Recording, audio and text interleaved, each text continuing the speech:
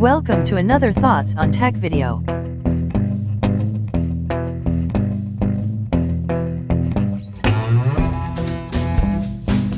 Today we compare images from the GoPro Hero 7 with the ones from the GoPro Hero 6. Because in my opinion the quality of the stabilization on the Hero 6 changed with the firmware updates, I will release 3 different videos. This first one compares the Hero 7 with the Hero 6 with the firmware 2.01 installed.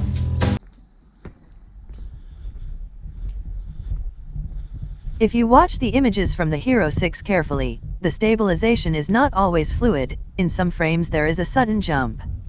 I think this behavior got worse on the firmware version 2.01.